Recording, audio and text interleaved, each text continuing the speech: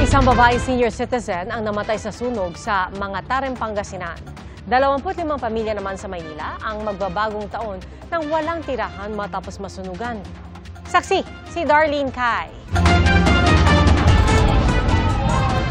Nahinto ang masaya-sanang pagdiriwang ng Pasko ng mga residente ng Pilapil Street sa Tondo, Maynila nang sumiklab ang sunog pasado alas 9 kagabi. Nagmula raw ito sa ikalimang palapag ng isang bahay. Dali-daling lumikas ang mga residente na halos walang naisalbang gamit. Si Jean at kanyang 10 buwang gulang na sanggol tumalon mula sa ika-4 na palapag. Wala, no choice kami kasi masusuffocate kami sa loob kahit hindi kami masusunog totally talaga, pero yung suffocation, pwede na po kaming mamatay doon. Yung 10 months old namin na baby, tinakpan yung ulo pati yung likod, tumalon po kami sa 15 feet. Ang mas masakit pa raw, ikalawang beses na itong nangyari. Nasunog na rin ang mga bahay na ito noong April 2021. Ang sakit, sobrang sakit. Kailangan, yung iisip mo, kailangan kung ano yung anak ko, isave yung anak ko kaysa buhay namin. Sobrang, talaga, devastated po yung nangyari. Sa sunog na iyon, nawala ng mahal sa buhay sina Genesis. At ngayon, sasalubungin nilang bagong taon na walang-wala.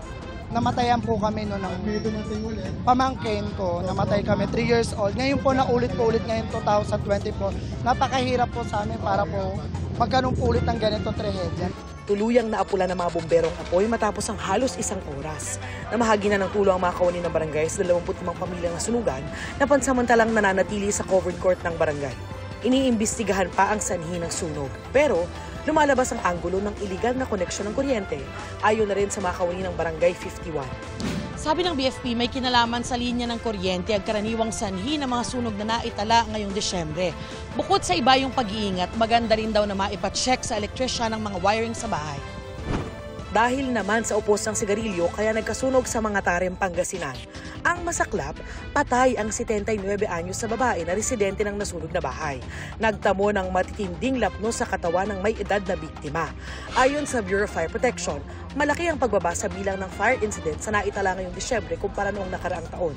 Pero hindi pa rin daw dapat magpakampante, lalo at nalalapit na ang salubong sa bagong taon. Red alert pa rin po tayo. Ang ating Oplan Paalala Iwas Paputok ay activated pa rin as of this moment. Umaga, tanghali at hapon, tayo po ay nagkakaroon ng rekorida kung saan ang fire truck ay umiikot sa matataong lugar para patuloy ang pagpapaalala. Paulit-ulit na paalala ng BFP, huwag nang magpaputok, pagpabayaan ng mga niluluto at agad na tumawag sa emergency hotline 911 oras na may sumiklab na po. Para sa GMA Integrated News, ako si Darlene Kai, ang inyong saksi. Mga kapuso, maging una sa saksi. Mag-subscribe sa GMA Integrated News sa YouTube para sa iba't ibang balita.